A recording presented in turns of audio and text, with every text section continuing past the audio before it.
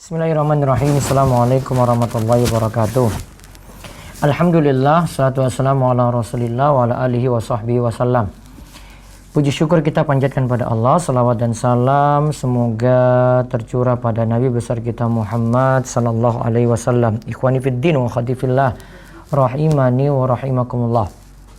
Pada kesempatan malam hari ini kita berjumpa lagi dalam pembahasan hadis Jami'ul Ulum wal Hikam yang merupakan kelanjutan dari pembahasan hadis Arba'in karya Imam Ibnu Rajab Al-Hambali. Sebelumnya hadis Arba'in karya Imam Nawawi, di mana kita sudah sampai hadis ke-49, dan hadis 4849 ini insyaallah baru nanti kami muat setelah kajian ini di website rumaisa.com. Jadi nanti akan kami paparkan di papan tulis. Materinya singkat, membicarakan tentang tawakal, rizki mudah itu dengan tawakal. Nanti kita akan lihat hadis tersebut dari sahabat Umar bin Khattab radhiyallahu anhu. Mudah-mudahan kita bisa gali pelajaran di dalamnya. Setelah kami menyampaikan materi, monggo mungkin bisa jadi waktu kurang lebih 1 jam atau kurang dari itu bisa gunakan untuk tanya jawab bebas dengan kaitannya dengan materi ataupun yang di luar dari materi. Ya. Sekarang kita lihat hadis tersebut. Saya bacakan dari Jami'ul Ulum wal Hikam. Al-haditsut tasi' wal arba'un. Hadis ke-49. Dari Umar bin Al-Khattab radhiyallahu anhu, dari Nabi sallallahu alaihi wasallam, beliau bersabda, "Law annakum tawakkaluna 'ala Allahi haqqa tawakkuli, la razaqakum kama yarzuqut tayra taqdu khimasan wa taruhu bitana."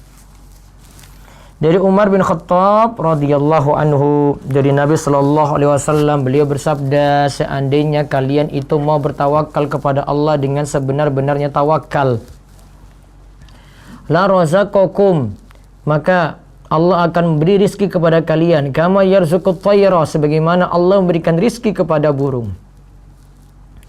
Taqdu khimasan, pagi hari burung tadi itu pergi dalam keadaan perut lapar, perut kosong.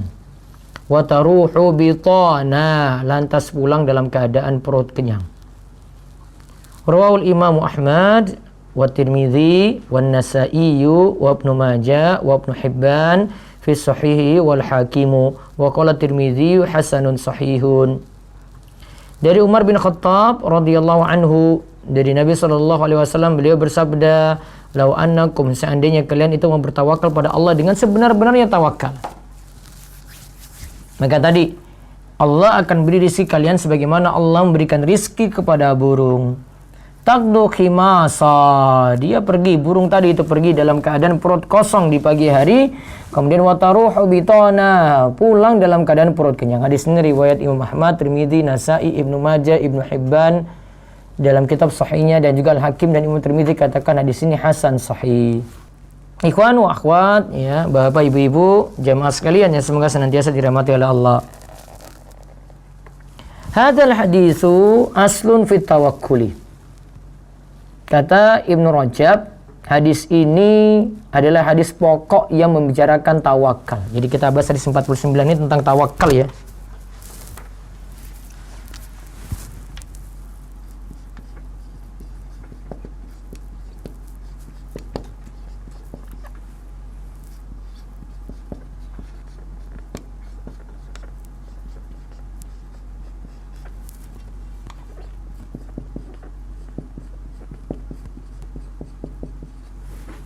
Ini tentang tawakal.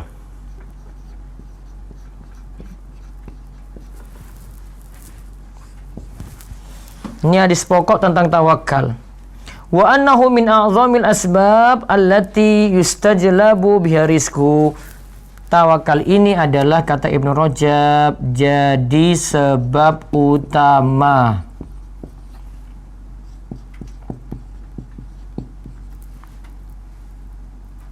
mudahnya rizki, datangnya rizki atau mudahnya rizki. Tuh lihat.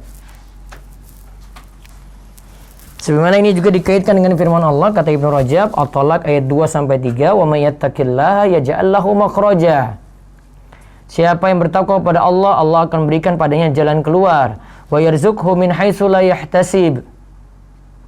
Dan Allah memberikan kepadanya rizki dari jalan yang tidak dia sangka-sangka. Wa may yatawakkal 'alallahi wa may yatawakkal 'alallahi fa huwa hasbuh. Siapa yang bertawakal kepada Allah, maka Allah akan beri kecukupan padanya. Ingat, ini kaitannya juga dengan tawakal ini jadi sebab utama mudahnya rizki. Nanti lihat di surat At-Talaq.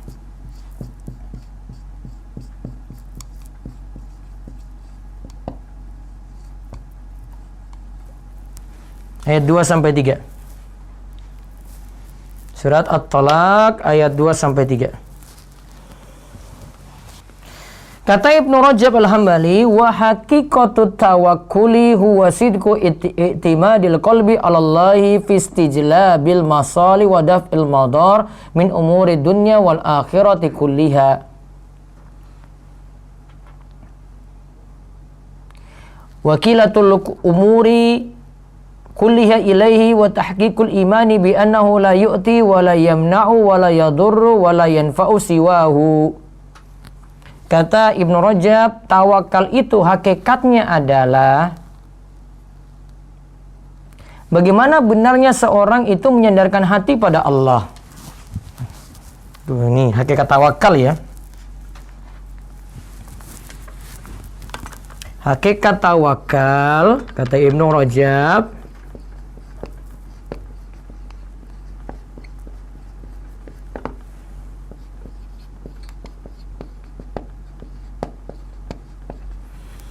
bagaimana seorang muslim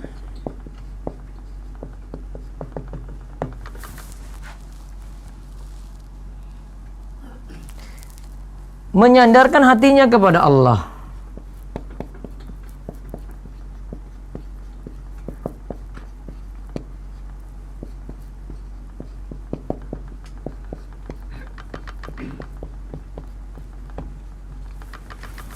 Ya, menyandarkan hatinya kepada Allah.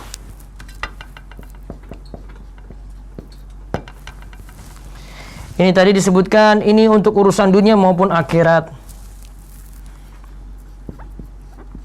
Jadi bukan untuk urusan dunia saja, akhirat juga ya, kita ibadah juga tawakal pada Allah. Untuk urusan dunia dan akhirat.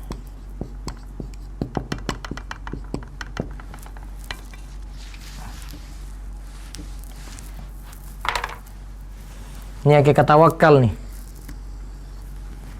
Kuncinya itu pada menyandarkan hati nih.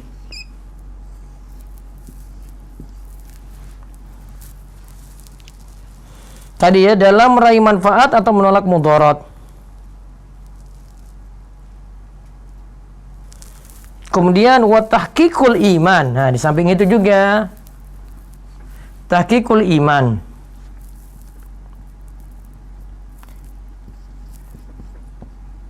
Mewujudkan iman yang benar.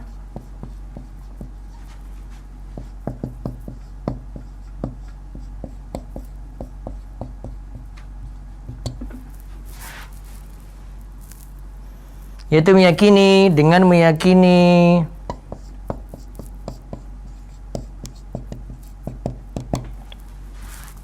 wujudkan iman yang benar dengan meyakini Allah, hanya Allah yang memberi.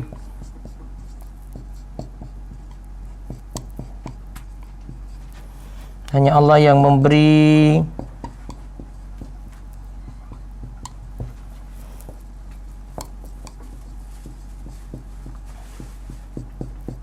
Hanya Allah yang mencegah.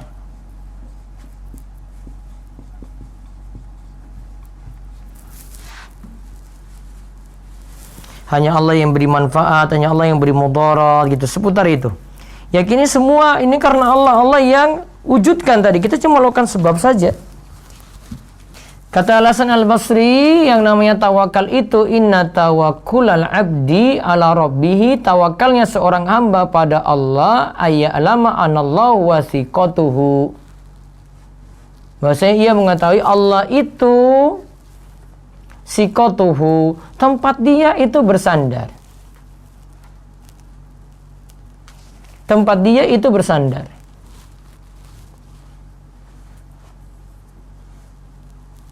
Nah, kemudian Ibnu Rajab sampaikan wa'alam anna tahqiqat tawakkuli la yunafis sa'ya fil asbabil lati qadarallahu subhanahul maqdurati biha. Perlu diketahui bahwa yang namanya tawakal itu tetap kita lakukan usaha. Ya, tetap kita lakukan usaha. Jadi kita kan sudah bahas tadi menyandarkan hati ya. Berarti kita dapatkan hal lain ini ya. Jadi tidak hanya menyandarkan hati, berarti kalau kita bahas tawakal,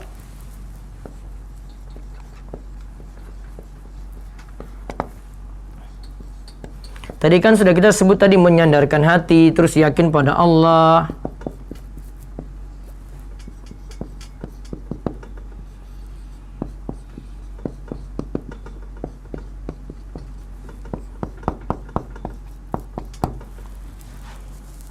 Menyandarkan hati dan yakin pada Allah. Terus di sini dikatakan ini tidak menafikan kita lakukan usaha, berarti tetap lakukan usaha.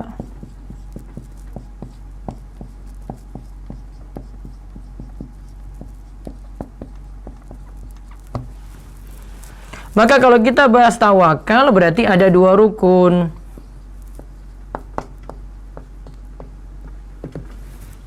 Menyandarkan hati dan yakin pada Allah, terus tetap lakukan usaha. Usaha ada selain menyandarkan hati tadi.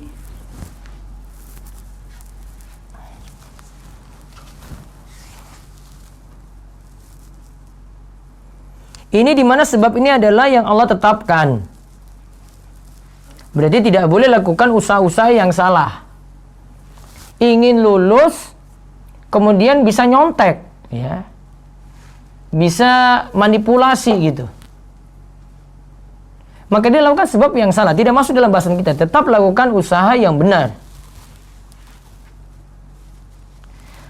Dan melakukan usaha ini kata Ibnu Rajab wajarat sunnatuhu fi khalqi bidzalik. Dan memang secara sunatullah kita harus lakukan sebab. Nggak mungkin orang itu mau lulus ujian, dia mau dapatkan rizki, dia bisa dapati penghidupan hari itu, ya. Cuma nongkrong saya di rumah, tidak lakukan sebab apa-apa. Karena memang Allah perintahkan untuk cari sebab, kata Ibnu Rajab. Selain kita menyandarkan hati pada Allah. Nah, ada istilah kata Ibnu Rajab, fasa'yu fil asbabi bil jawari ta'atun lahu wa tawakkulu bil qalbi alaihi imanun bihi.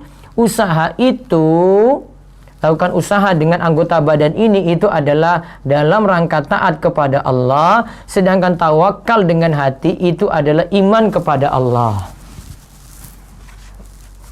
Ya dia. Ini tadi kita kan ada dua rukun ya. Saya balik dulu ya. Tadi lakukan sebab di sini.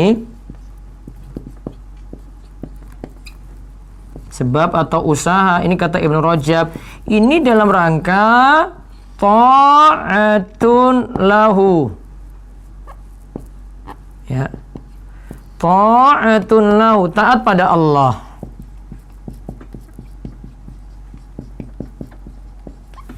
Kemudian melakukan usaha, kemudian menyandarkan hati pada Allah. Wa tawakkul bil qalbi, menyandarkan hati pada Allah.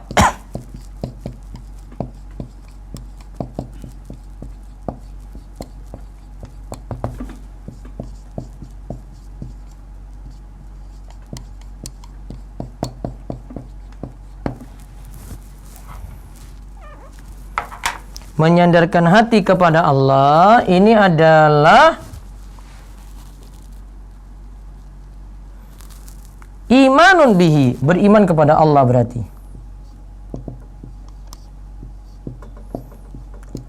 Imanun bihi berarti beriman kepada Allah.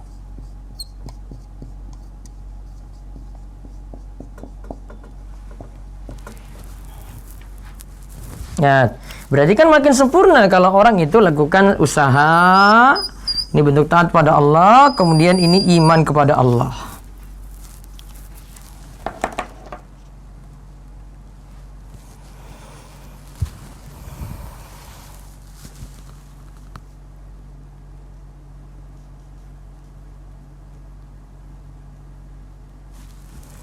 Kemudian yang terakhir, ini kata Ibnu Rajab Al-Hambali, ya.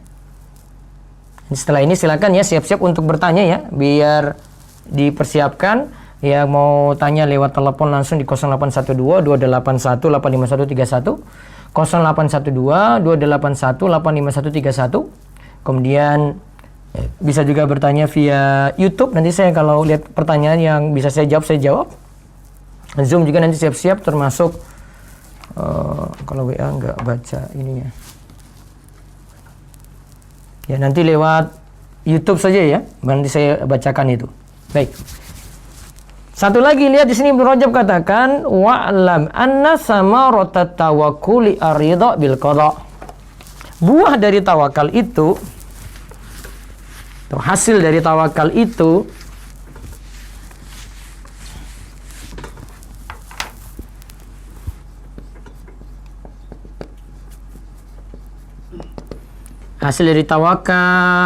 pasti kita tidak pernah kecewa.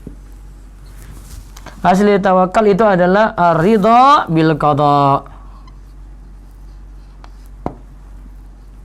Ar-ridha bil qada'i. Ridha pada ketetapan Allah atau pada takdir Allah. Makanya Al-Hasan Al-Basri, Al-Fudail bin Iyad dan ulama lainnya itu tafsirkan tawakal itu ridha. Maka sebagian ulama itu katakan yang namanya tawakal itu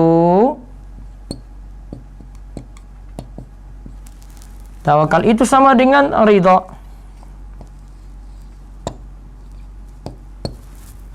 Ya, ada sebagian ulama yang menafsirkan seperti itu. Jadi kalau siapa yang tawakal pada Allah untuk urusan-urusannya, walau dia bima qadiyahu, ya, dan ridha pada takdir Allah, wa yaktaruhu, dan dia itu ridha pada pilihan Allah, faqad haqqaqa tawakkul alaih. Kata Ibnu Rajab, inilah orang yang benar-benar merealisasikan tawakal pada Allah. Sisa satu hadis lagi, insyaallah di malam Senin kita bahas tentang perihal zikir. Ya, adapun di kitab Fathul Qawil Matin, ya, faedah yang penting di sini wajibnya tawakal dan menyandarkan urusan itu pada Allah. Kemudian kita diperintahkan untuk cari sebab. Cari sebab ini, lakukan usaha ini tidak menafikan tawakal. Sama dengan penjelasan tadi. Baik. Selanjutnya kita buka sesi tanya jawab. Kalau ada telepon langsung silakan. Pak Mas Rian, ada? Angkat. Yang di YouTube silakan ya.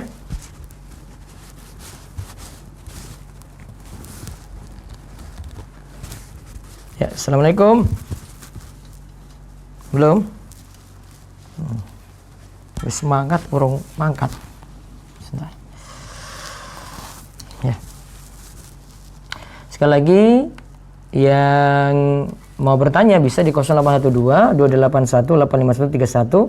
Ada telepon di layar ya, yang nomor telepon di layar siaran itu bisa dimanfaatkan. Sebentar saya buka YouTube dulu. Yang bertanya di YouTube silakan tinggal tulis saja. Ya, ini ada telepon langsung, monggo. Ya, assalamualaikum. Ya, dengan siapa di mana ini? Dengan Abdullah di Bandung, Ustaz. Abdullah, ahlan. Silakan, mau nanya apa nih Abdullah? Gini Ustaz, orang tua anak, khususnya ayah anak, begitu mencintai terhadap dunia gitu.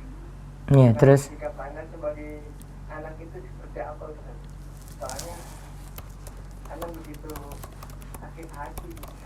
Sakit hati kenapa? Ngebatin. Kenapa? Ya, ayah anak begitu mencintai dunia gitu. Tidak pernah bersyukur, qanaah. Kenal ilmu agama enggak ayah? Tidak Ustaz. Nah, itulah PR Mas Abdurrahman. Mudah-mudahan bisa dakwai orang tua untuk mencintai agama Islam. Coba kasih kaset-kaset ceramah, YouTube ceramah, kirim ke WA-nya gitu. Kalau itu mungkin agak tersinggung ya kasih buku. Ya pokoknya ada sebab-sebab seperti itu dilakukan. Karena orang tua lebih mudah dapat hidayah kalau dengar ilmu langsung. Kalau anak itu yang ceramahi biasanya orang tua nggak mau dengar. Kenyataannya seperti itu, Mas Abdurrahman. Paham ya? Dan sabar-sabar hadapi orang tua, itu ujian. Iya, masa nggak ada ujian? Orang mau menang aja, main bola aja ujian dulu, dapat lawannya makin kuat kan dia makin ini kan diakui ketangguhannya gitu. Kalau dia biasa-biasa saja ya lawannya biasa saja ya sudah, memang kualitasnya kayak gitu. Orang tahu kualitas seorang itu jika dia dapat lawan yang berat gitu. Maka kita juga kalau dapat cobaan yang berat ya Allah tahu kualitas kita itu bagaimana. Gitu ya. Baik, sabar-sabar ya. Ya mudah-mudahan orang tua dapat hidayah, Mas Abdurrahman juga terus istiqomah. Baik. Wa iyyakum. Baik, selanjutnya lagi kami terima telepon. Ini apa saja pertimbangan harus kita pikirkan ketika mencari hunian baru? Masalah. Jadi para ulama itu punya bahasan begini. Kita itu mending isi dalam rumah itu yang kita perhatikan dulu ketika kita itu beli rumah atau kontrak rumah, ataukah masalah lingkungan diperhatikan terlebih dahulu. Ada doa itu yang dipanjatkan oleh istrinya Fir'aun. Ya. Istrinya Fir'aun itu dia berdoa seperti ini, wa daraballahu masalan lil ladzina kafaru imra'ata fir'aun is qalat rabbi ibni li baitan fil jannah wa najjini min fir'auna wa amali wa najjini minal qaumidz zalimin. Dia berdoa kepada Allah, si Asiyah ini berdoa kepada Allah, ya Allah, ya disebutkan awalnya dulu ya, Allah memberikan permisalan tentang orang kafir, dia memiliki istri yang soleh, yaitu di sini Fir'aun memiliki istri yang soleha, yaitu Asiyah.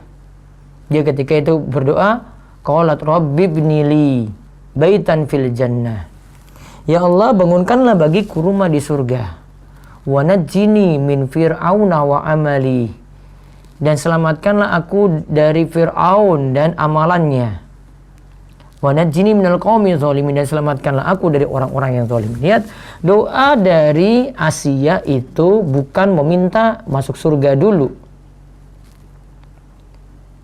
Ya. Bangun rumah dulu, kemudian yang dia minta setelah itu bukan isi dalam rumah yang dia minta pada Allah, namun dia minta diselamatkan dari yang sekitarnya, yaitu ada Fir'aun, yaitu ada orang-orang yang zalim, nah itu diselamatkan. Nah dari sini para ulama itu simpulkan, kalau ada yang mau cari rumah baru atau ngontrak rumah baru, ya masalah lingkungan itu penting. Cari lingkungan yang baik dulu, jangan lihat dulu isi dalam rumah. Karena kalau kita sudah struck dengan isi dalam rumah, ternyata lingkungannya itu jelek, kita akan nyesal itu. Maka yang paling bagus itu cari rumah, lihat dulu sekelilingnya. Oh ini gimana ini? Oh ini anak-anak di sekitar sini kok kelakuannya nakal ya. Wah, saya dapat kabar mereka itu sekitar sini itu ada yang kena narkoba yang terus beri pengaruh pada yang lain. Wah, saya nanti punya anak terpengaruh juga dengan itu. Maka itu bisa jadi pertimbangan ya. Itu jadi pertimbangan untuk memilih tinggal di tempat itu. Ngontrak di tempat itu. Ya, sebagaimana tadi istrinya Fir'aun minta diselamatkan dari Fir'aun. Ini sebelum minta dalamnya loh ini. Sekelilingnya dulu itu. Steril, selamat, ya, tidak dizolimi, tidak diganggu, tidak ada gangguan. Nah, enak kalau kita masuk dalam rumah. Jadi sebelum lihat dalam rumah, lihat lingkungan dulu. Jangan buat sebaliknya. Jangan malah lihat dalam rumah sudah serak, sudah senang, kemudian ternyata sudah deal, lihat ke lingkungan sekitar itu baru dia nanti menyesal. Begitu ya. Nah, ini yang paling bagus. Baik. Ada lagi? Telepon ada? Belum. Terus, Assalamualaikum Ustaz. Waalaikumsalam warahmatullahi wabarakatuh. Baik, telepon dulu. Assalamualaikum. Waalaikumsalam. Dengan Bu siapa di mana? Dengan hamba Allah di Kalimantan. Nah, ini langganan saya nih. Silakan Bu. Iya, Ustadz. Bu Guru ini ya. Ya Bu Guru silakan. Ya, Ustadz, tentang arti tawakal berserah diri. Kalau seandainya saya punya anak perempuan, nggak usah sekolah tinggi, saya sekolahkan agama saja di pondok. Terus? Halo? Halo? Ya, putus Bu. Coba ulang lagi, putus Bu. Anak perempuan tadi ya. Punya anak perempuan, tidak usah saya sekolahkan tinggi sampai kuliah, hanya saya fokuskan mondok pesantren saja. Karena kan perempuan itu tugasnya nanti kan mengurus rumah tangga, punya ilmu, mendidik anak dan sebagainya. Itu gimana betul. Ustadz? Ya, tiap orang tua punya orientasi sendiri-sendiri ya, bisa saja seperti itu. Atau mungkin dia kuliahkan anaknya juga tapi sesuai dengan bidangnya juga tidak ada masalah Bu. Ya, dan nanti dia manfaat juga untuk anak-anaknya nanti.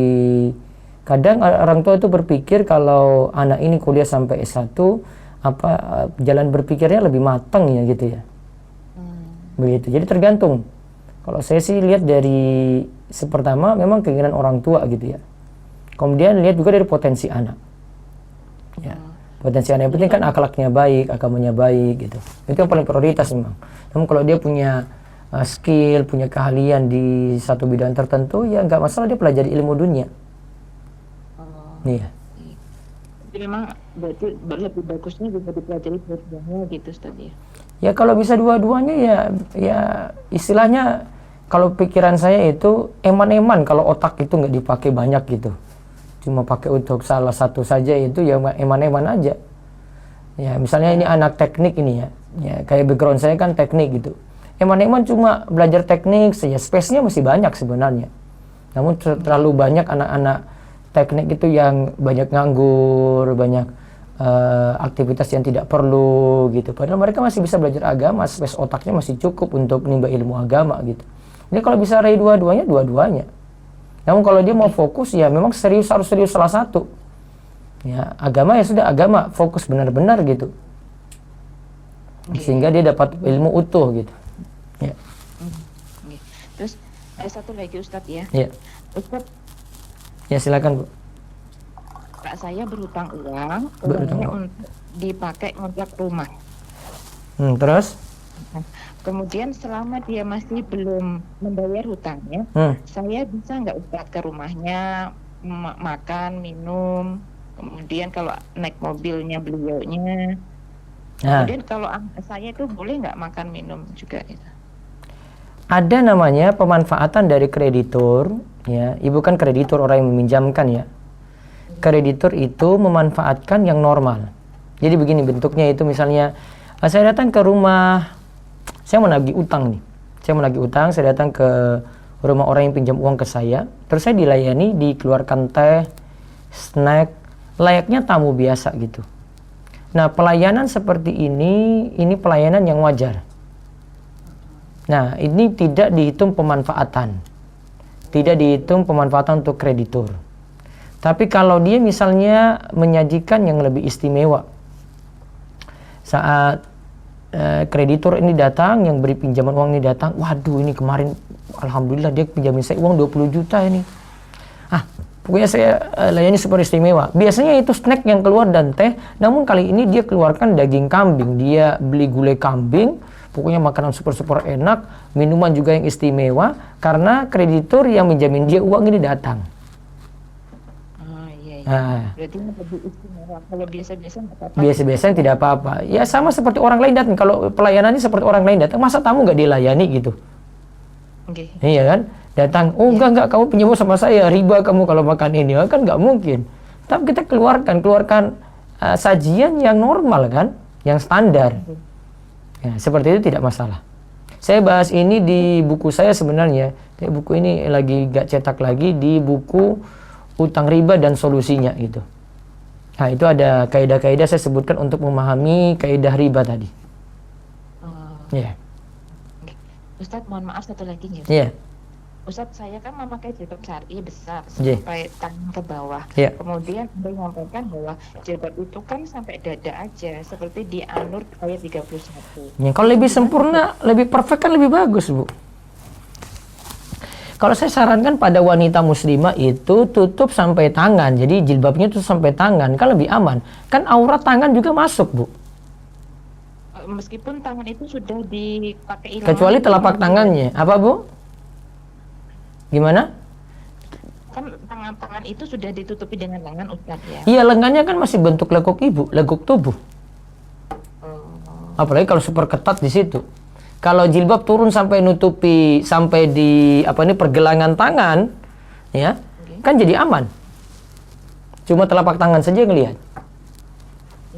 Iya, kan jadi bagian luar kan terlihat longgar cuma jilbab, bukan dari sisi lekuk tangan tadi. Jadi kaidahnya gini, untuk pakaian wanita adalah usahakan bentuk lekuk itu tidak kelihatan, itu kecuali memang bentuk tubuh secara keseluruhan ya, jilbab gamis ke bawah itu kan nggak bisa di ini ya. Tapi kalau lengan, kaki gitu itu bisa dihindari, lebih bagus. Maka dari sini kalau lengan seperti itu kita buat lebar, artinya tutup jilbab, maka kaki juga demikian, lebih aman tidak pakai celana panjang tapi pakai rok tutup sampai kaki ke bawah gitu, sampai bahkan sampai nenggelamkan kaki kalau istilah saya. Itu lebih aman ya gitu. Terima kasih, Ustaz. Waalaikumsalam warahmatullahi wabarakatuh.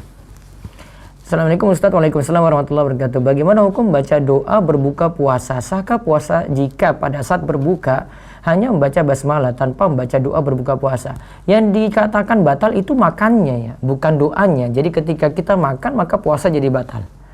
Nah, bacanya itu baca bismillah saja ya, sudah cukup. Dan kalau dia membaca lagi doa berbuka, zabaghal ma'uwabtalatil uruq wa sabatal ajr, insyaallah ini lebih sahih. Ya, adapun doa yang Allahumma lakasumtu ya masih diperselisihkan oleh para ulama untuk hadis ini. Baik, ada telepon? Ada, ya silakan. Assalamualaikum. Assalamualaikum. Waalaikumsalam warahmatullahi wabarakatuh. Silakan, Bu.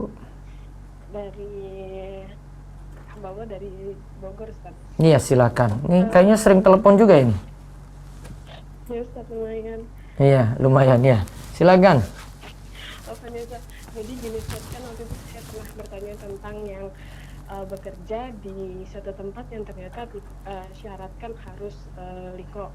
Iya. Nah, waktu itu kan lebih baik memang keluar. Iya. Nah, tapi setelah itu mencoba mendiskusikan dengan orang tua kayak gitu, Ustaz, masih ada ketidaksetujuan gitu, Ustaz, kalau anaknya keluar dari pekerjaan saat ini gitu, Ustaz. Itu bagaimana, Ustaz? Ini yang kemarin belum nikah juga ya? Iya, Ustaz. Iya, nah itulah. Kalau seandainya sudah nikah, maka nanti manut suami, tidak manut lagi orang tua. Namun kalau belum nikah, ya sudah, dia nurut pada orang tua. Tapi ya syarat saya tadi, ya jaga pemahaman saja. Jadi jangan sampai terpengaruh ketika gabung di liko tadi gitu, kalau terpaksa.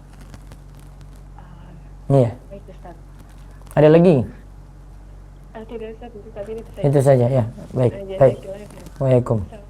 Waalaikumsalam warahmatullahi wabarakatuh. Baik, sekaligus pengumuman, besok pagi kajian kita tidak bahas harta haram muamalat kontemporer, tapi kita bahas Bulughul Maram, pembahasan wudu. Ya, jam 5:15 sampai setengah 7 ya. Sekali lagi besok pagi pembahasan wudu, kemudian siangnya jam 1 siang ini bagi yang punya masalah utang ini. Ini karena sering pertanyaan ini masuk, besok mudah-mudahan kita dapatkan solusi dengan diskusi dengan pakar keuangannya langsung dengan Pak Aryo. Ya, kita bahas nanti jam 1 siang ba'da Jumatan. Kemudian malamnya, nah ini untuk para jomblo, rekan-rekan muda, atau bahkan juga sebenarnya orang tua ya.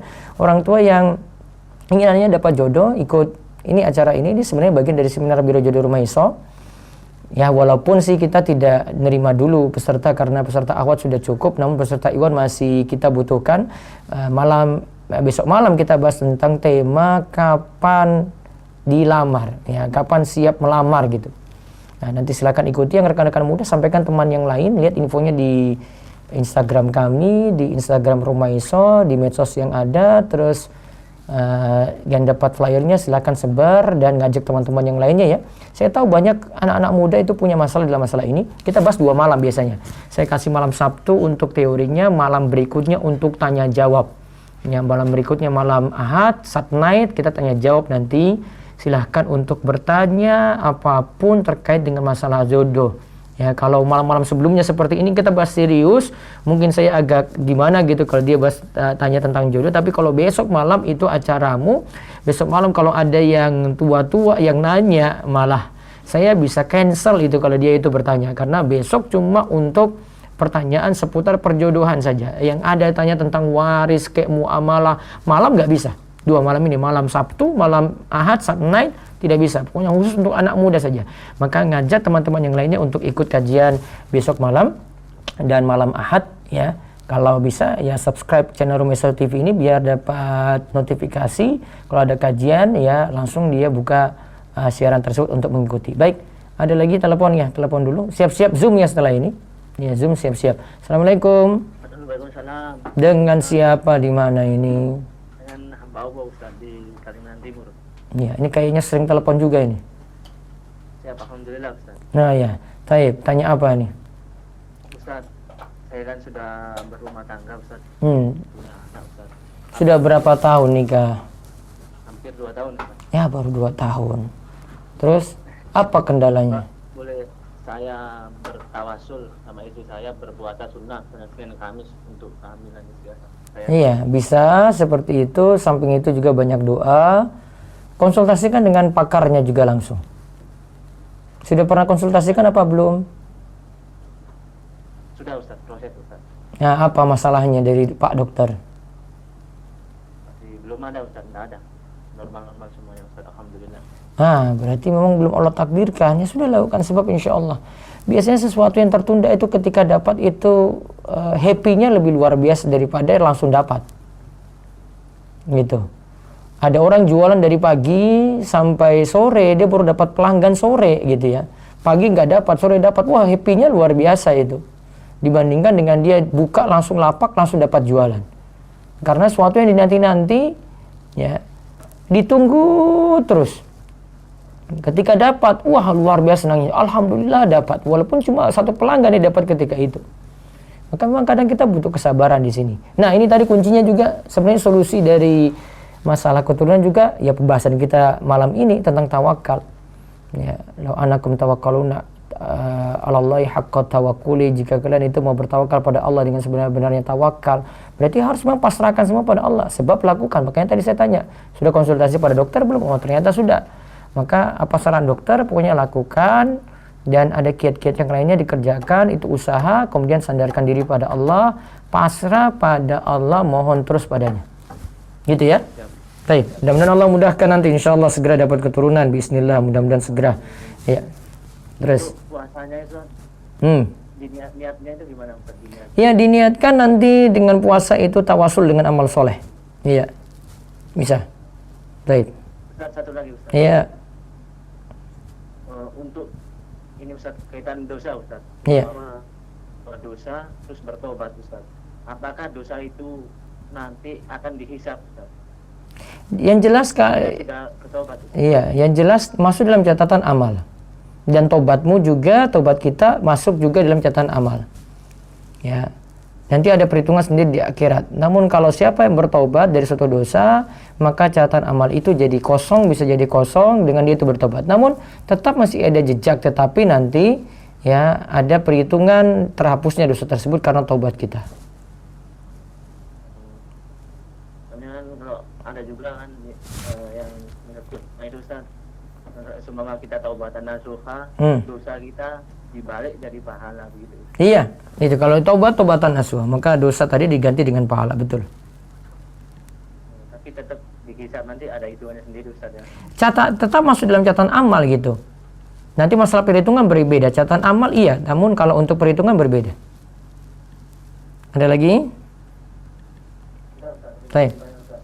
Waalaikumsalam, Allah ibarik fiik. Waalaikumsalam warahmatullahi wabarakatuh. Baik, dari Zoom silakan. Yang bertanya dari Zoom, monggo. Baik, Ibu Rita Halisya, tafadhali. Ibu Rita Halisya.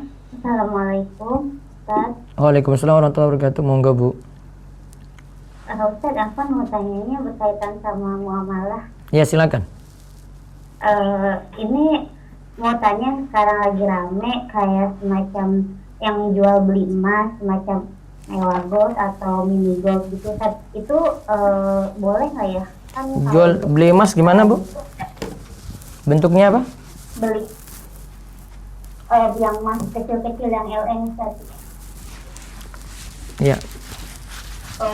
Masih bentuknya kecil-kecil yang ada 0,1 gram, 0,2 gram seperti itu Ustaz. Saya kan ingin bergabung juga, maksudnya di situ kan kita bisa Nanti. usaha juga. Pas kajian pagi ada yang tanya seperti ini. Saya tanya dulu. Ingat ya, jual beli emas itu sudah saya jelaskan di kajian pagi, harus yadan biyadin. Iya, nah. Ya, yadan biyadin. Harus tunai di majelis akad.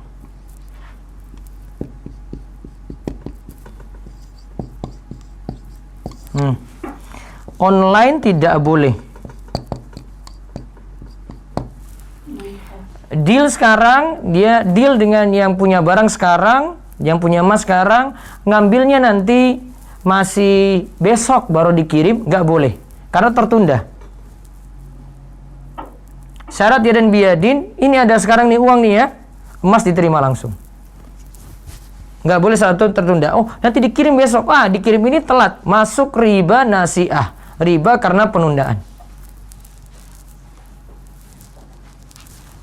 Jadi jumlah tadi kita nggak permasalahkan, mau jumlah mau beli 0,1 gram kek, mau dia beli satu paket 1 gram kek, nggak masalah di situ.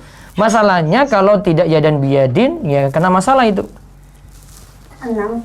Kalau untuk itunya kan kita bisa janjian ya sama agennya atau kita datang ke cabang. Nah, kalau untuk pendaftarannya sendiri Ustaz, kan itu untuk pendaftarannya ada membayar lisensi. Nah, itu diperbolehkan Ustaz. Lisensi dalam bentuk apa itu? Lisensi dan support system, jadi semacam dukungan dari pusat sama uang keanggotaan Ustaz. Taib. Terus ketika pembayaran jual beli emasnya bagaimana? Kalau itu nggak masalah. Iya, jual beli emasnya. Oh, jual beli emasnya ya kita bisa beli ke cabang atau enggak nanti janjian sama resellernya Ustaz. Dealnya itu ketika di online atau ketika ketemu baru nanti bayar dan harga saat bayar di tempat? Oke, bisa janjian. Jadi misalnya saya janjian sama agennya nanti langsung bisa deal di situ. Sebenarnya kalau dari sistem pusatnya bisa juga sistem misalnya kita daftar online nanti barangnya dikirim. Nah kan itu yang nggak boleh. Nggak boleh. Cuman bisa juga kayak misalnya semacam ngakalin ya atau gimana. Maksudnya kita jadi janjian gitu maksudnya sama yang jualnya. Jadi ketemu langsung kasih uang nanti dibikin di dia dan dia gini gitu. Tapi harga harus bukan pada saat telepon atau hubungan lewat online. Itu bukan harga pakai di situ, namun harga pakai saat ketemu, dealnya di situ juga. Ya kan ngikutin harga, kalau emas kan ngikutin harga dunia itu Ustaz. Iya, ya sudah nggak masalah. Yang penting ada yadan biyadin. Lisensinya juga nggak masalah ya Ustaz. Beda dengan kartu keanggotaan yang semacam Beda dengan MLM ya? Walau alam, tapi katanya sih bukan. Kalau dari klaim dari mereka, dari orang-orang sananya bukan Ustaz, karena tidak berjenjang. Iya, jadi nggak masalah. Jadi jual beli biasa. Berarti lisensinya boleh ya Ustaz? Boleh. Oh iya, sama satu lagi kan barang ribawi itu salah satunya juga kurma Ustaz. Apakah kurma juga nggak boleh beli online? Nah, sebentar. Kurma itu, jadi nanti bedakan kelompoknya gini ya Bu ya. Ini ada emas, perak, uang. Ini satu kelompok namanya. Ini kelompok satu ya saya sebutnya. Ini sebab dikelompokkan jadi satu kelompok karena ini mata uang. Atau karena sebab dia itu emas atau perak gitu. Terus kelompok kedua yang makanan. Ada makanan yang bisa ditakar atau ditimbang. Yang ada gandum halus, ada gandum kasar ya. Terus ada kurma, ada garam. Ini kelompok 2.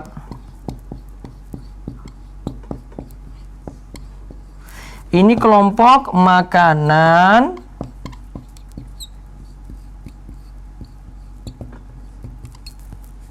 yang bisa ditakar atau ditimbang. Beras masuk sini nanti, beras. Karena termasuk makanan bisa ditakar atau ditimbang. Nah, aturannya gini. Jika saya tukar emas dengan emas, emas dan emas ya. Syaratnya 2. Yadan biyadin.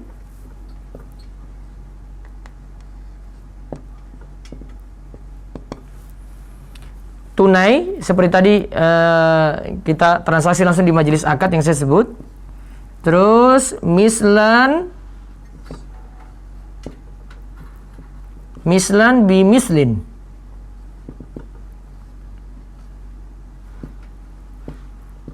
Jumlahnya sama. Ini kalau emas dengan emas. Ingat, masih dalam satu kelompok. Namun kalau emas ditukar dengan perak, syaratnya cuma satu, yaitu yadan biyadin. Tunai. Sama juga dengan ini ya. Kurma saya tukar kurma ajwa dengan kurma sukari. Syaratnya 2, yadan biyadin mislan mislin. Oh, itu kurma ajwa, ini kurma sukari. Sekilo sama-sama barter.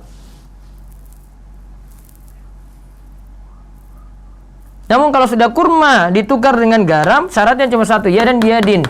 Tunai di majelis akad. Nah, sekarang masalahnya beda kelompok. Nah, uang ini ibu ingin barter beli kurma. Nah, ini kan tadi yang ditanya. Kalau sudah beda kelompok, ya, sudah lintas kelompok, maka tidak ada syarat. Mau tunai boleh, mau tunai cash boleh di majelis akad, mau tertunda boleh, mau online nanti kirim barangnya nanti 3 hari lagi juga boleh. Tidak masalah. Maka jual beli kurma tidak disyaratkan harus tunai. Paham? Nah, Ustaz. Ya, gitu. Ada lagi? Sebenarnya ada, tapi nggak enak sama yang lain. Ya, baik. Ya, silakan. Ya. Jazakallah khairan Ustaz. Ya. Silakan yang lainnya lagi Zoom satu lagi monggo. Nah, Ranik Khairunisa tafadholi. Ya. Ya, Assalamualaikum warahmatullahi wabarakatuh. Waalaikumsalam warahmatullahi wabarakatuh. Silakan, Bu.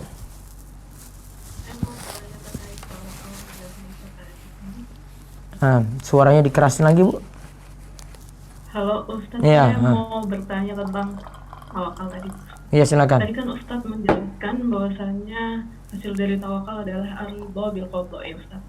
Ridho bil qada, iya. Udah. Ridho pada ketetapan Allah. Nah, ketika saya sudah merasa melakukan 2 rukun tawakal tadi, yaitu melakukan sembah dengan bismillah tawakal atau Allah setiap keluar kerja gitu, Ustaz. Yeah. Dan juga menyibukkan hati dengan warzukni itu juga sekali sehari minimal, Ustaz. Tapi saya belum merasa mendapatkan hasil dari tawakal itu berupa ridho tadi. Nah, salahnya di mana ya Ustaz? Apa kurang ridho itu dari sisi apa? Jadi kayak suka tanya, ya Allah kenapa jadinya seperti ini ya Allah? Ya Allah, kenapa rezeki saya seperti ini gitu? Bukan hanya rezeki, maksudnya seperti iya, salah satunya itu Ustaz. Jadi kayak kenapa jadinya seperti ini ya Allah, dapat rekan yang kurang sesuai gitu Ustaz. Kadang sikap kita sudah benar ya Bu ya, tapi faktor lain Allah uji dengan faktor lain lagi gitu. Bisa jadi ujiannya sudah dia tawakal penuh pada Allah, doa kuat, sebab dia lakukan juga, namun Allah nggak beri. Ujian satu di situ. Ada juga faktor tawakal sudah, kemudian lakukan usaha juga sudah, tetapi ada gangguan dari yang lainnya, dan ini bentuk cobaan dari Allah. Jadi bentuknya macam-macam. Kita tidak salahkan tawakalnya ya, bukan pada salah tawakalnya, tapi itu bisa jadi ujian yang Allah berikan tuh. Kita mau lolos dari ujian ini atau tidak. Gitu Bu. Iya, baik Ustaz. Iya. Jadi ya pecahkan masalah yang ini gitu. Bukan masalah yang tadi yang ibu sudah benar untuk tawakalnya, tetapi pecahkan ini problem yang lain lagi, yang ini butuh cara untuk manage gangguan ini gitu. Gimana ya saya atasi ini ya? Nah, itu yang harus dipecahkan. Ya, bukan masalah yang tadi saya kerja sudah usaha benar ya, atau suami kerja sudah usaha benar gitu ya. Caranya sudah benar, jujur ya. Namun kok dapat gangguan dari rekan kerja? Oh, ini masalah lain. Ini cobaan yang lain lagi yang itu butuh diatasi. Gitu. Cukup ya? Baik Ustaz. Baik. Terima kasih.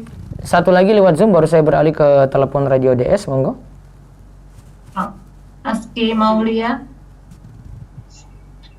Aski Maulia. Selanjutnya Ummu Alifa, tafadholi Ummu Alifa.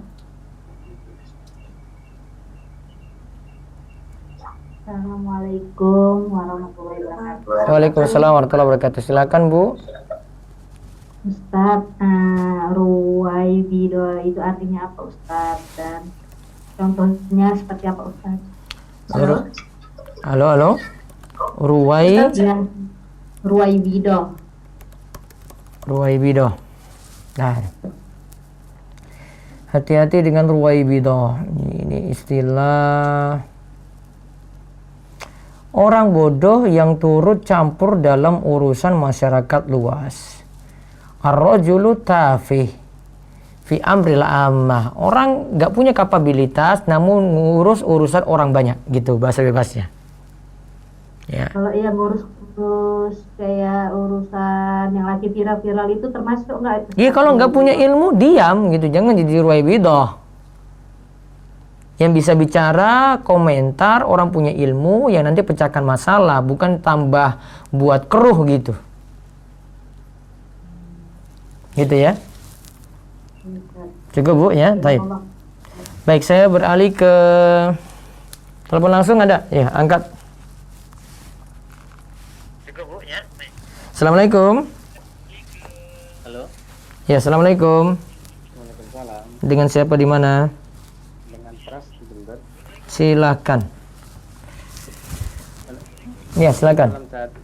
Ya, langsung fokus ke telepon, nggak usah dengar siaran. Saya langsung terima ini, monggo.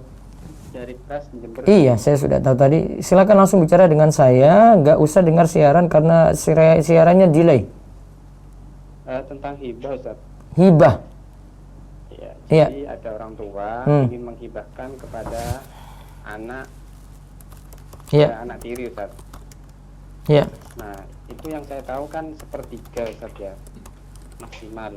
Nah, itu untuk pemberiannya itu apa, dibagi dulu warisannya atau bagaimana Ustaz? Anak tiri sepertiga, hitungannya dari mana? Enggak, saya baca-baca di artikel itu kalau hibah kan sepertiga dari... Maksimalnya sepertiga. Kalau wasiat, bukan hibah ya, wasiat. Kalau hibah Ustaz? Wasiat sebelum meninggal itu cuma maksimal sepertiga. Ya tadi misalnya untuk anak tiri nanti wasiat ya, namun tidak boleh lebih daripada sepertiga. Terus? Apa harus ada persetujuan dari ahli waris Ustaz? Tidak.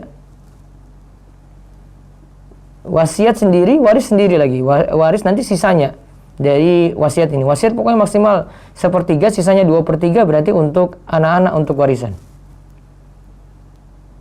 Berarti kalau hibah itu waktu masih si pewaris masih hidup Ustaz, Iya. dibagi Ustaz ya? Iya, betul. Sepertiga dari, meskipun belum dibagi warisannya, dihibahkan pada anak tiri boleh berarti Ustaz ya? Ketika apa tadi? Belum meninggal. Ketika warisannya tuh belum dibagi Ustaz. Iya memang urutannya gini, urutannya kalau punya harta peninggalan ya, pertama urusan jenazah dulu satu, terus yang kedua urusan untuk utang ya, utang dilunasi, terus yang ketiga baru wasiat ya, baru keempat itu waris paling terakhir. Waris paling terakhir, waris bukan pertama. Ya, waris itu paling terakhir. Jadi kalau ada utang malah bayar utang dulu. Misalnya harta peninggalannya 1 miliar, utangnya 999 juta. Ya sudah, sisanya 1 juta berarti untuk bagi waris. bukan 1 miliar.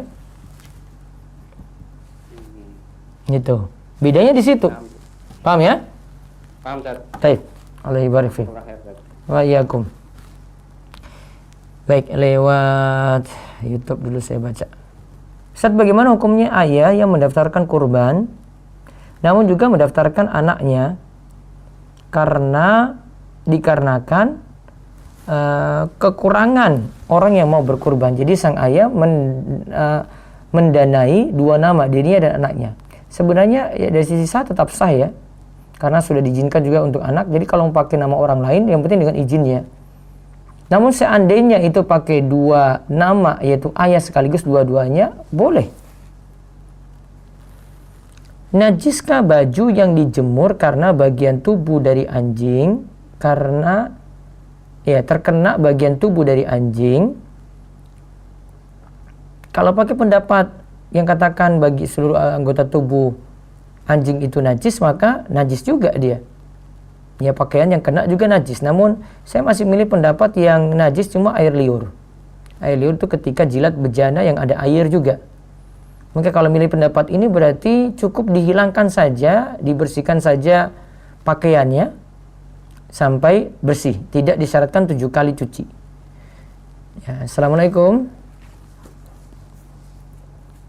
Ya, assalamualaikum. Waalaikumsalam. Iya, dengan siapa di? Iya, betul sekali, Pak. Dengan siapa, Pak? Mansur, Pak. Di mana ini Pak Mansur? Iya, di Jakarta. Monggo, mau tanya apa nih Pak Mansur? Ya, saya start mau nanya ini. Halo? Iya, monggo. Tentang rezeki, Tad. Rezekinya kenapa?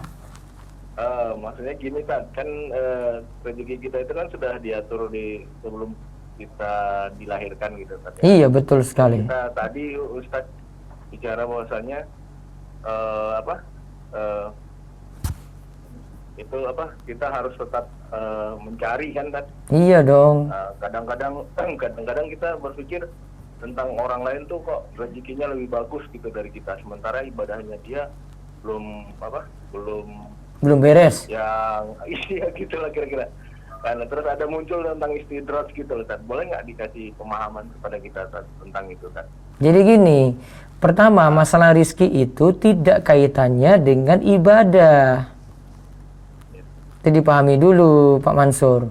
Jadi bukan karena Pak Mansur sholat rizkinya jadi lancar. Justru mungkin kalau realitanya ya banyak yang sholat rizki juga nggak lancar-lancar gitu. Iya, betul. Nah itu kan makanya. Jadi tidak ada kaitannya. Ada orang nggak kenal ibadah sama sekali, nggak pernah ke masjid, nggak pernah sholat. Masya Allah, sugihnya kayaknya luar biasa gitu.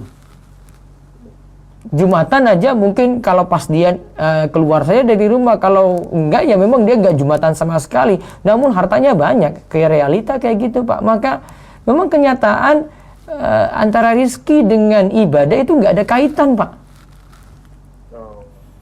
Itu ujian, memang itu ujian bagi orang yang ibadah ya.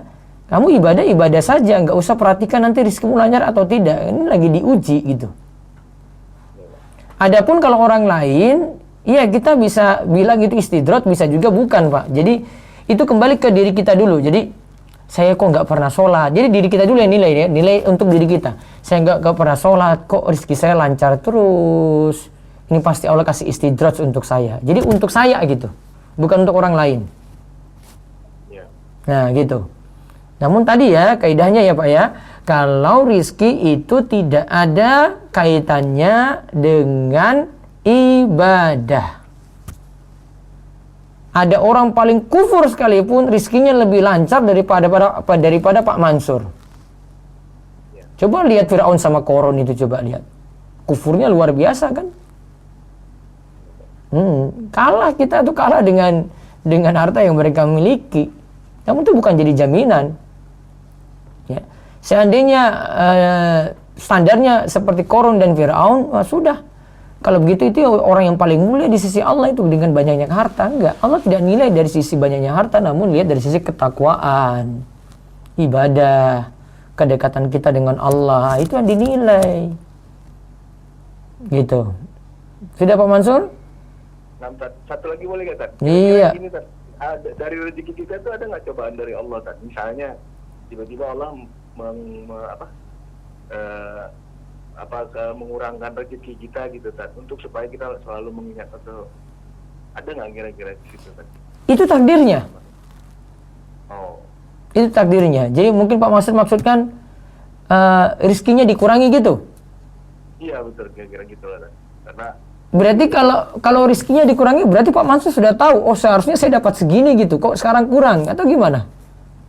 Bukan, Tat. Jadi kita kan selama ini kan ibadah kita kurang bagus, karena terus kita berusaha beribadah, rezeki kita rada kurang setelah kita beribadah gitu kan. Apakah itu termasuk salah satu dari pernyataannya kurang tepat sebenarnya. Pernyataannya kurang tepat. Bilang rezekinya kurang gara-gara ibadah. Wah, ini kurang tepat. Yang pertama, kurang berarti sudah tahu sebelumnya itu lebih gitu. Nah, sekarang tahu rezekinya itu harusnya dapat segini itu dari mana? Takdir kan jadi rahasia, Pak. Iya, betul. Jadi kalau katakan kurang enggak, kalau mau yang tepat, oh dapat rezeki segini ya. Nah, itu.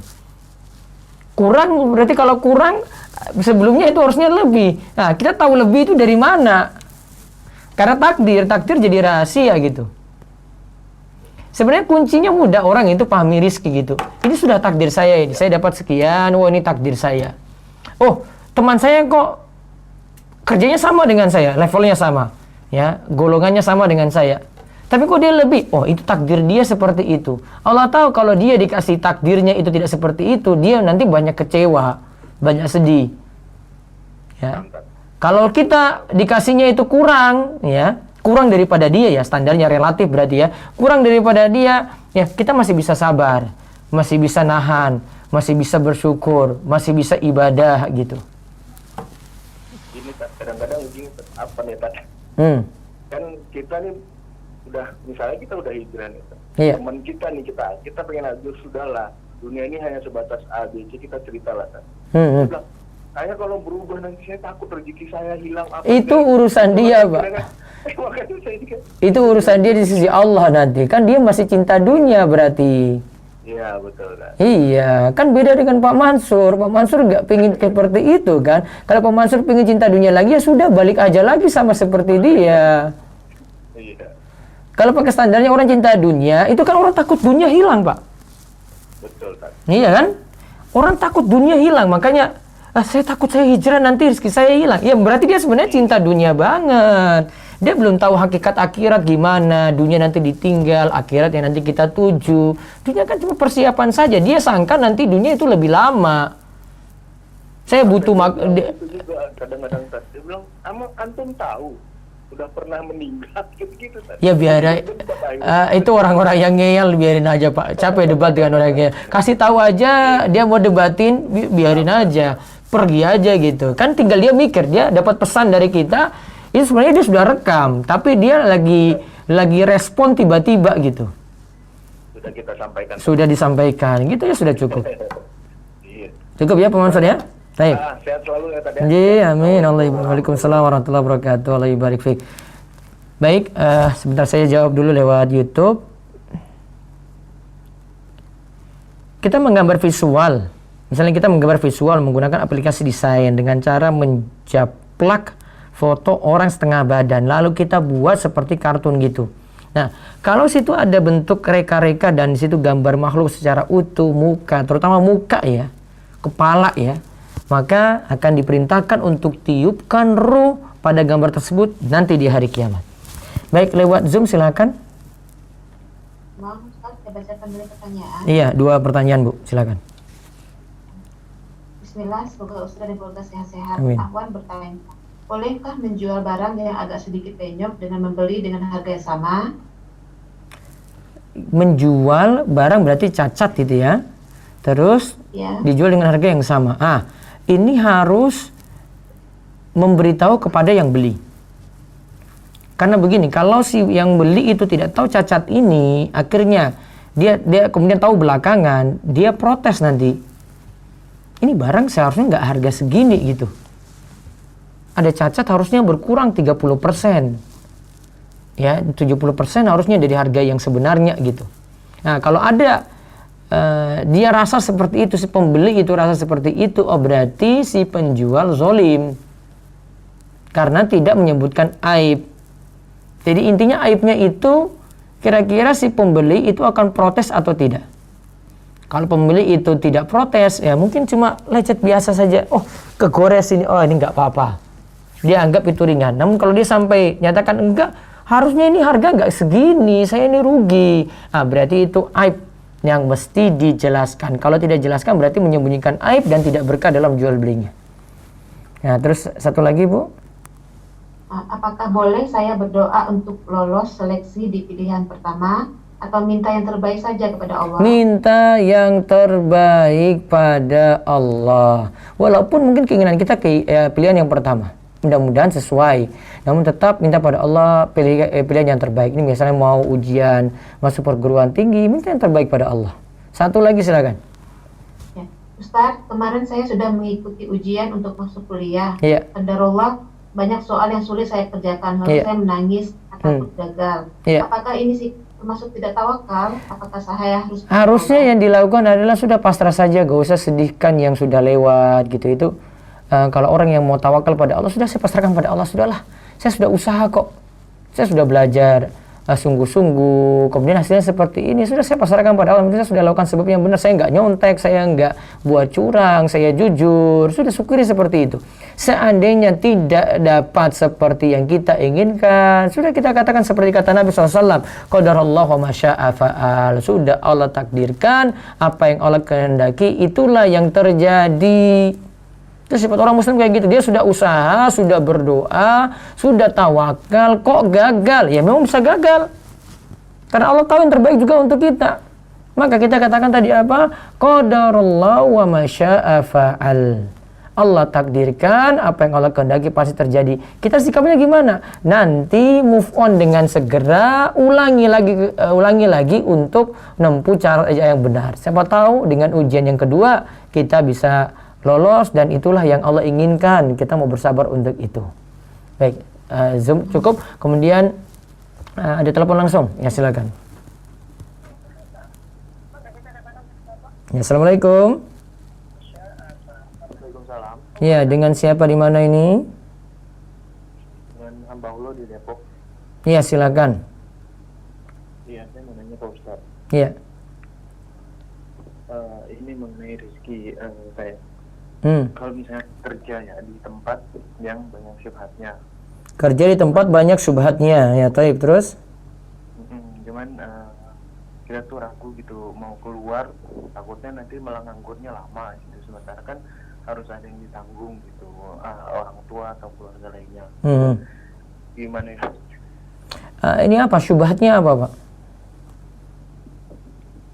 Halo? Halo. Ya, syubhatnya apa? Ya misalnya banyak menerima duit-duit yang misalnya kita tidak melakukan misalnya rapat terus kita tuh nggak datang gitu sebenarnya, cuman nama kita tuh tercantum gitu. Kayak gitu. Terus apa lagi? Itu kan baru satu kasus itu. Seringnya sih kayak gitu, Pak. Nah, tapi dari sisi pekerjaannya halal kan, produk yang dibuat atau jasa gitu halal kan? Halal aja. Ya halal.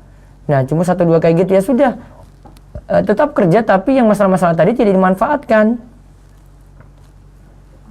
Jadi dicuci harta tadi. Kalau enggak sama saja pindah ke tempat lain juga, nanti mungkin lebih buruk daripada itu. Saya yakin dunia kerja tidak lepas kayak ada berbuat curang, terus ada duit-duit haram kayak gitu. Pasti ketemukan. Gitu. Nah, jadi kalau mau aman ya tetap di situ, apalagi punya tanggungan banyak. Kemudian yang haram-haram tadi tidak dimanfaatkan. Gitu ya? Ini ada gitu, Ustaz. Ya, apa lagi? Misalnya di kantor saya itu kan kalau zuhur itu dia habis azan itu langsung komar. Habis azan iqomah untuk zuhur ya, berarti tidak sempat sholat rawatib ya, terus? Iya. Nah, saya ini melakukan sholat qobliyahnya itu setelah sholat qobliyahnya itu setelah sholat zuhur. Iya, boleh. Kodok, dikodok niatannya. Bagiannya 2 rakaat dulu apa qobliyahnya dulu gitu 4 rakaat. Tidak disyaratkan berurutan situ, bisa ba'diyah dulu terus qobliyah nggak masalah. Oh enggak masalah. Iya. Oh ya. Ada lagi boleh bos? Iya, satu lagi silakan terakhir. Ya ini kan orang tua saya itu ya PNS gitu ya Pak. Cuman waktu itu kan untuk naik golongannya itu dia kuliah lagi tapi enggak yang kuliah gitu, kuliah bener gitu.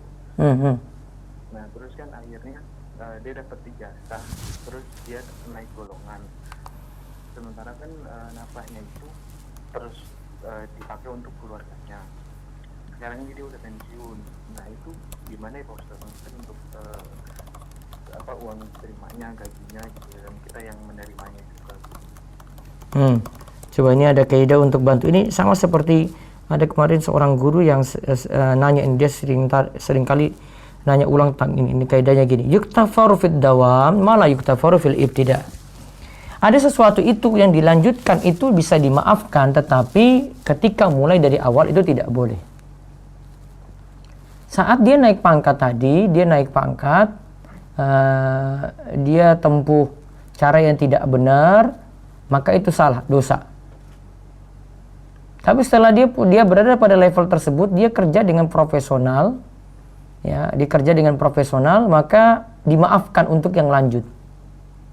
Tapi kalau dimulai dari awal tidak dimaafkan. Nah, ini berlaku untuk itu. Ini gambarannya seperti ini juga misalnya. Misalnya apa ya?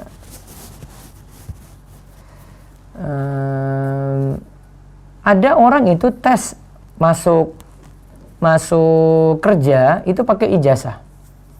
Ternyata di ijazah ini dari sisi penilaian dulu itu pernah menggunakan cara curang ketika satu mata kuliah dia tempuh itu. Namun setelah dia masuk dengan ijazah ini, dia kerja profesional dan memang pekerjaan itu disesuaikan dengan pekerjaan yang profesional tadi.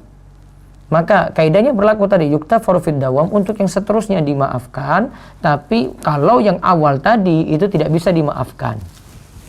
Perihalnya sama seperti itu. Ya. Namun kalau saran saya ada selisih tadi. Dia di level 3 gajinya sekian, dia beralih ke level 4 gajinya lebih tinggi. Kalau saran saya sih selisih gaji yang ada tidak dia manfaatkan, lebih aman. Selisih gaji yang ada dari level 4 dengan level 3 itu tidak dimanfaatkan. Dia bersihkan itu, dia cuci itu. Ini seperti yang tanya kepada saya kemarin. Ya, terus untuk rezeki yang diberikan pada anak-anak, ya anak-anak cuma memenuhi nafkah, dipenuhi nafkah, maka itu nafkah yang wajib. Nafkah yang wajib dari orang tua pada anak, maka tidak ada masalah. Anak memanfaatkan itu karena dia tidak bisa cari dengan cara yang lain kecuali dari nafkah orang tua. Cukup ya? Nah untuk uang pensiunnya itu apa masih tetap haram? Masih halal kalau dana pensiunnya. Oh gitu. Baik. Ya. Cukup ya, Taib. Baik, saya jawab terakhir. Waalaikumsalam warahmatullahi wabarakatuh. Ini lewat YouTube, 3 pertanyaan saya pilih ya. Assalamualaikum Ustaz. Waalaikumsalam warahmatullahi wabarakatuh, dari Rian. Apa tafsir surat Jumat ayat 9? Wadharul bai', tinggalkanlah jual beli. Maksudnya di sini ketika sholat Jumat sudah dikumandangkan azan kedua, khotib naik mimbar, maka yang menghadiri sholat Jumat tidak boleh melakukan jual beli. Terus, Assalamualaikum warahmatullahi wabarakatuh. Waalaikumsalam warahmatullahi wabarakatuh. Untuk seorang akhwat dalam usaha menemukan jodoh, bagaimana Ustadz? Ada apa dengan doa dan ikhtiar? Memperbaiki diri saja. Paling utama sih memperbaiki diri. Ini faktor paling penting.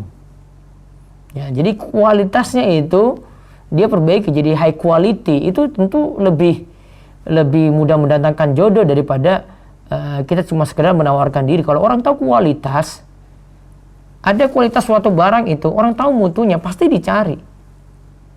Itu paling penting ya. Namun tetap kalau memang sudah punya high quality, terus tapi belum dapat juga, ya lakukan sebab lagi, sebab syar'i. Nah, nanti untuk masalah perjodohan ini, besok malam Sabtu ya, kita bahas insya Allah. Lihat infonya, kita bahas tentang masalah kapan dilamar ya. Terus satu lagi terakhir.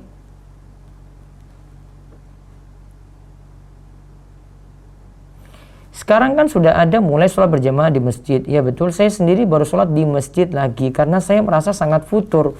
Tapi masih ada khawatir, Ustadz gimana baiknya? Tetap sholat di masjid kalau memang sudah dibuka dan aman di daerah tersebut, namun dengan menjaga protokoler yang sudah ditetapkan. Nah, ini closing buku Cari Ridha Allah belum rilis ya. Sudah ada, saya cek coba ya penerbitnya. Di penerbit masih ada nggak? Saya sudah terbitkan itu, Cari Ridha Allah sudah saya terbitkan. Ini buku yang saya susun pas musim liburan tahun lalu ya. Waktu itu ada acara Muflen, saya susun itu. Setelah itu terbit, berarti sudah 1 tahun itu. Kayaknya masih ada. Nanti kita promokan lagi insya Allah. Baik, itu saja kami cukupkan. Besok pagi kita bahas tentang perihal wudhu. Silakan diikuti. Besok malam sekali lagi tentang masalah perjodohan. Siangnya Jumat siang, bagi yang punya utang banyak, ya kreditnya macet, punya utang riba, besok hadiri kajian bincang santai online dengan Pak Aryo. Mudah-mudahan dapat solusi bagi yang punya utang-utang yang masalah tadi. Nanti kami siarkan via YouTube, bisa banyak bertanya lewat YouTube dan tanya lewat Radio Darus Sholihin, juga di Facebook rumaisa.com serta Instagramnya. Kita cukupkan, tutup dengan doa kafaratul majelis. Subhanakallahumma bihamdika, asyhadu an la ilaha illa anta astaghfiruka wa atubu ilaik. Assalamualaikum warahmatullahi wabarakatuh.